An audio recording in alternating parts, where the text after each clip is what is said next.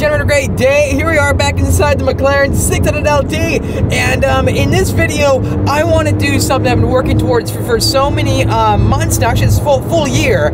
Ever since I got the McLaren, I've had the chance to drive so many amazing high-performance supercars, and in this video, I want to compile all the cars that I have driven this year, essentially, and tell you the ultimate performance cars and track cars that I have driven for 2021. And check this out behind us. We've got the McLaren 600 LT and the C8R, the current garage stable right now. But like I said earlier, I want to basically go over all the amazing performance cars we've driven so far for 2021, and then tell you, in my opinion, the best bang for the buck for each price category. In my opinion, what cars that I would take home and which ones left the greatest impression on me. I'm honestly so thankful I've had the chance to drive so many amazing vehicles this year, meet so many amazing owners of these cars. It's widened my perspective on how I view cars and value them, because I used to only be focused on Shelby Mustangs, and back in those days my perspective wasn't near as wide as this, because I didn't really quite know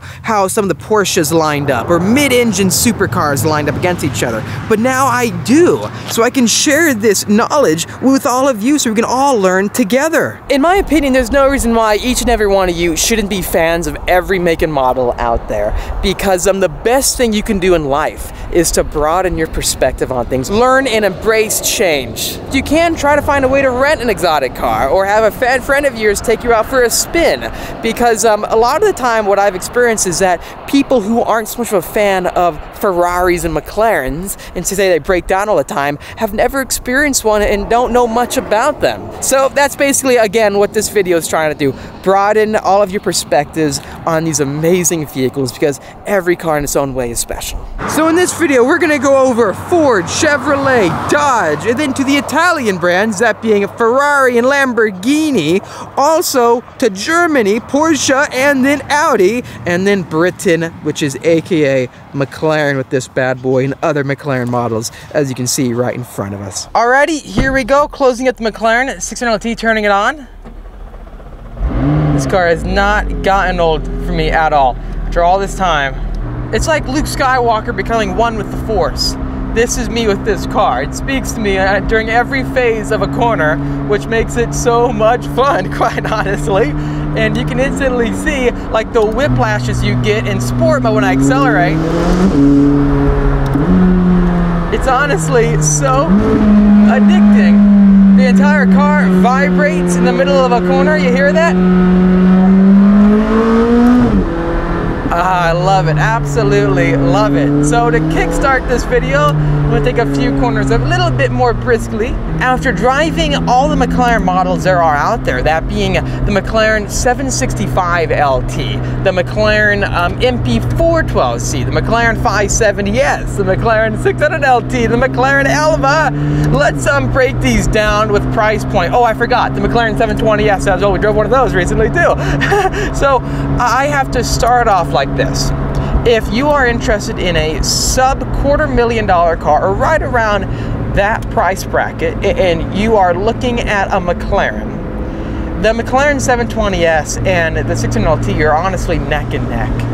What's interesting about it is that when I was going out to buy this car right here, I wasn't sure which one to go for, because the 720S obviously has superior acceleration, right? But when it comes to the handling department, it's not an LT. An LT with McLaren is essentially what Shelby is with Ford Mustang. The LT brand is for the track. So if you want the most track-focused variant, you go for the 600 LT for that price bracket.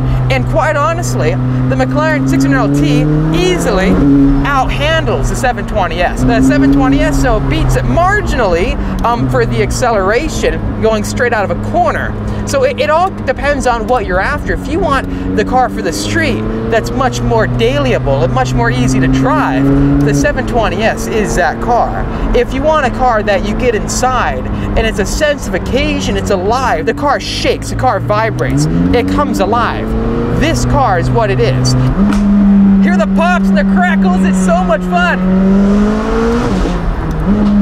This car feels literally the closest to any car driven to the Ford GT. This is a McLaren version of a Ford GT. The acceleration is right there with the Ford GT. I think it's a bit faster from when I drove the Ford GT. But that Le Mans race car for the street vibe and the way it communicates with you, the vehicle, this is a Ford GT of McLaren. So keep that in mind, the track car, the more raw performance vehicle is the 600LT. Is it faster than the 720S? You can make it faster. That being put on track camber and drive it right, it is faster than the 720S around tracks. So it goes either way. For the $250,000 price bracket, this car is the car to buy, or the 720S. But in my opinion, this is what I'd take home, and that's what I did take home. I'm stuck behind an RV right now, which is so dumb. If you look past that, you have the Pista, also the F8 Tributo, even the Ford GT, right? The MSRP for the Ford GT is right on $500,000, though that car is close to $1 million. So let's exclude that car for now. For $500,000, all the Ferraris come to my mind, and the 765LT. The F8 is an amazing car, the F8 Tributo, but it's similar to the 720S. If you are not into the track, that's the model to get out of the bunch I just mentioned. But after driving the 765LT, the Pista, and the F8, the ones that gave me the most just wow on my face, the thrill factor of like, I would want to take this car home, has to be the Pista and the 765. What's faster? Definitely the 765LT. The acceleration is significantly quicker than the Pista. The Pista is right around the same acceleration as this car right here, but it's a tad bit more. That being like on a 170 mile an hour straightaway. This car will hit 170. Pista will get to like 178 probably. So it's not too much. You mainly see the main difference in speed on the high, long straightaways, long speed, high speed straightaways. The 765 has this amazing balance of where it feels literally like the 600LT, where it's not sketchy, it makes you feel confidence inspiring. Every little input you do is finely tuned like a scalpel. It's an amazing car. It honestly is. Imagine having the same emotional fun factor that you see that I have in this car, and also the confidence, but having 150 more horsepower. That is a 765LT, and it gives you the downforce that you can deal with it. You can go 140 miles an hour over turn 1 of Laguna Seca on that hill, that crest where the cars get light because they go straight up. It will not feel sketchy because it's got that downforce pushing you down. The car itself is about 2 to 3 seconds faster a lap than this car. It's insane. If that's not your budget, the Pista is the next car I would get. It's right up there next to the F8. In the next category, we have the $1 million vehicles, which I had the privilege of driving the McLaren Elva, which was a $2 million hypercar. And then also I drove the Ford GT, which was our good friend Carl Browers. Make sure to check him out. He's a cool guy on Instagram and also his YouTube channel. But he does reviews and so forth. The amount of money the Ford GT is brand new, right? It's $500,000 to $600,000. That car was one of the most exciting cars I've ever driven. I would like to own one, quite honestly. Is it necessarily one of the fastest cars out there? It's not.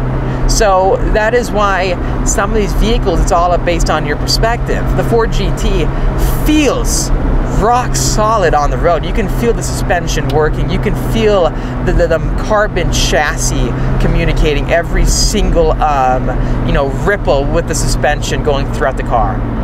Now, the acceleration, though, that is the main downfall of the Ford GT. It doesn't accelerate as fast as a 600LT, yet it's got a 647 horsepower twin-turbo V6. I think in general, since the car does weigh a little bit more than this car, it's about 200 pounds more than the 600LT, that is why it does not accelerate as fast. But the straight line speed top end, though, is significantly greater, 217 miles an hour, which is insane.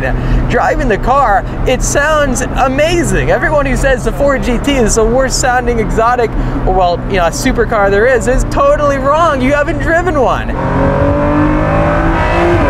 He had the Akrapovic exhaust, which is an option, but it was just thrilling. I absolutely loved it. It is a car that I would love to own someday. The beauty of it, the lines, the carbon fiber, it is a special piece of art. Would I want to track one though? Probably not, because what if something happens? It's not as attainable as the McLaren is, so you can actually fix a McLaren. A Ford GT, they're one-off vehicles, make $250 a year.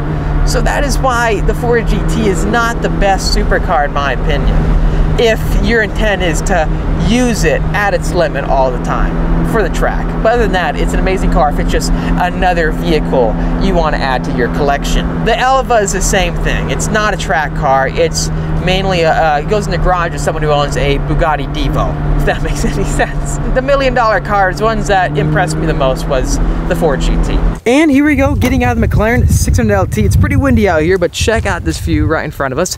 Anyways, though, now that we've finished talking about all of the exotic supercars and the best performance vehicles you can buy for the six-figure marks, let's hop inside the C8 Corvette. The amazing C8R. This car is so much fun, quite honestly. I mean, the C8 has a special place in my heart because it is beyond balanced. And I do want to bring up now, though, the most popular price bracket for a performance car, and that is quite simply the $100,000 price range. And then I'll go to $200,000. This year I've had the chance to drive many C8 Corvettes, even the convertible model, the 2020, the 2021, and 2022, so every year essentially. I've driven the Porsche Cayman Spider, which was an amazing car, the 718 Spider. I loved it. It was a manual. I've also driven the Cayman GT4, which was our good friend's car. He's a very nice guy, and that car was amazing as well because it was a manual transmission equipped vehicle. But lastly, the two other cars that struck me the hardest this past year is the GT500 and the Track Pack. And I say that in a very, very interesting way because you got to look at it with different perspectives. Now, the normal GT500 was just a thrill-making machine. It honestly was. Getting on power, it's kind of like the 720S's to the McLaren lineup. It accelerates so hard, it's unreal, but it's not the most track-focused and raw vehicle. If you drive it right, you'll be very quick.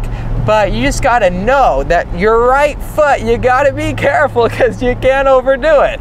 But then once you find that straight away and you're lined up and you can get full grip, bikes flying by, the car will rock it and give you G-forces unlike anything else.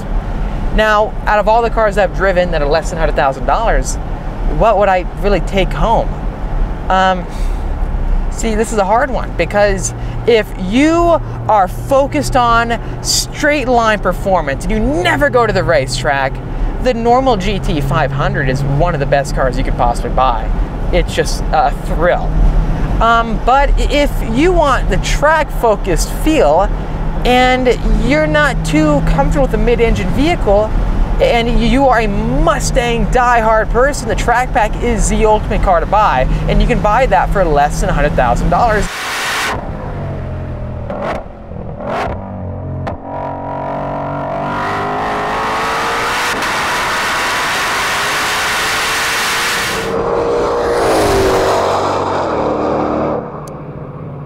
But the car that I would take home, without a doubt, for $100,000 is the C8 Corvette because it is the GT350R of a mid-engine vehicle. The way it translates all that power down onto the road, the mid-engine layout just makes you realize why it's so special. You realize instantly why Chevrolet moved from the ZR1 and Z06 to this vehicle. I've driven the Z06 for the C7 model, the Callaway edition. I've driven also the ZR1. The ZR1 is much like the GT500 Track Pack. I would call it neck and neck. The ZR1 though is faster without a doubt. But that same feeling of you gotta be careful with your right foot, you gotta wait for it, you can upset those front engine cars. If you want precision, the C8 Corvette is the car to go for. Yes, it's not the fastest car in the world, but it's about the experience, the way it translates everything going on the road and through every phase of the corner directly to you. Yes, the brakes are kind of subpar in my opinion. I want 6-piston brakes. Yes, it doesn't have enough horsepower, but it's the perfect blend of what they've engineered as a package.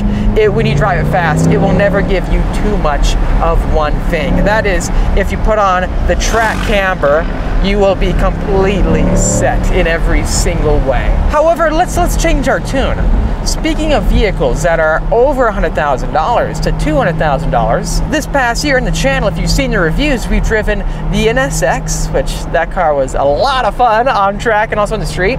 We've driven the Audi R8 V10 on Button Willow Raceway.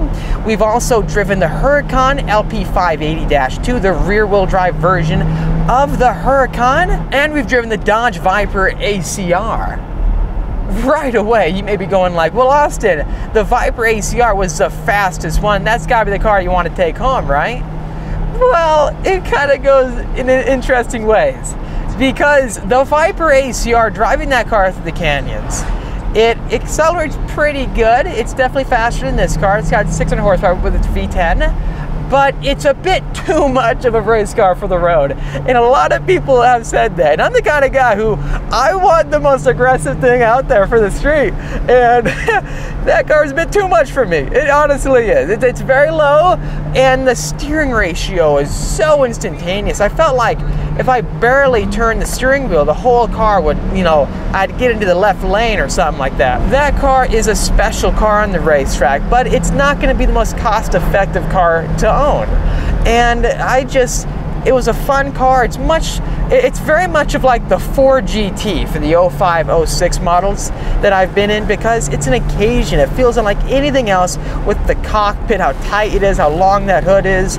I would buy a ACR if I had a huge car collection and I just wanted an extra car that was different.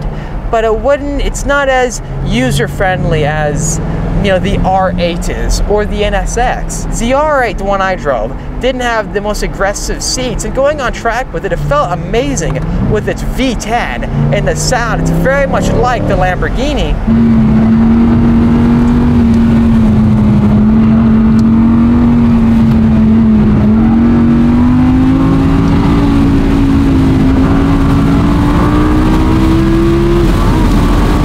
The NSX is just different.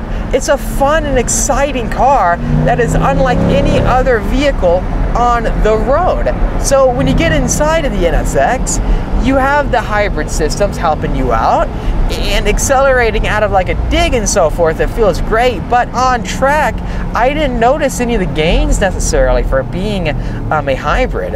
It didn't really translate too much. Exiting the apex of a corner, going full throttle, even through the medium and low speed corners of Laguna Seca, the NSX didn't have that punch that I thought it would have.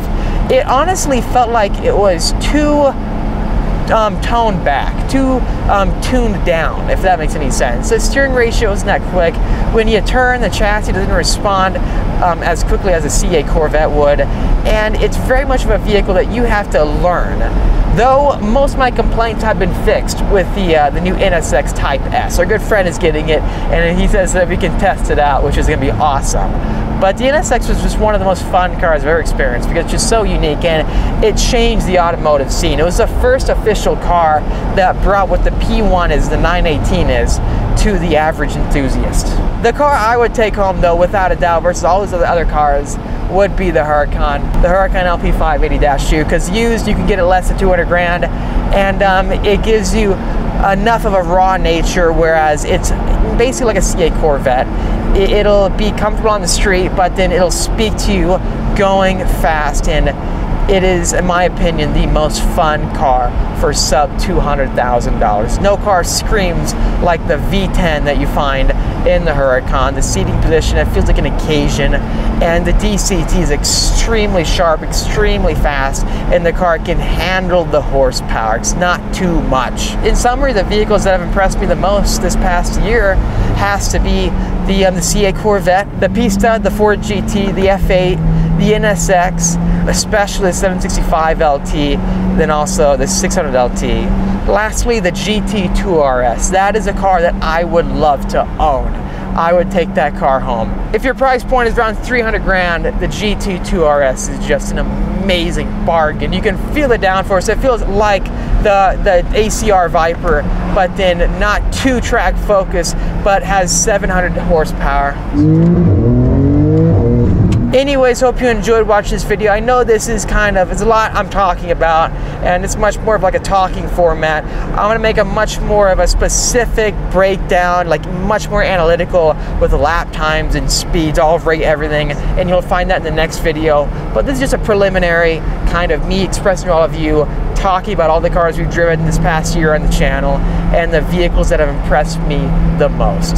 Thanks for watching this video. If you liked it, make sure to hit that like button to help me out. Also subscribe for much more great content coming out your way. I'll see all of you in the next episode.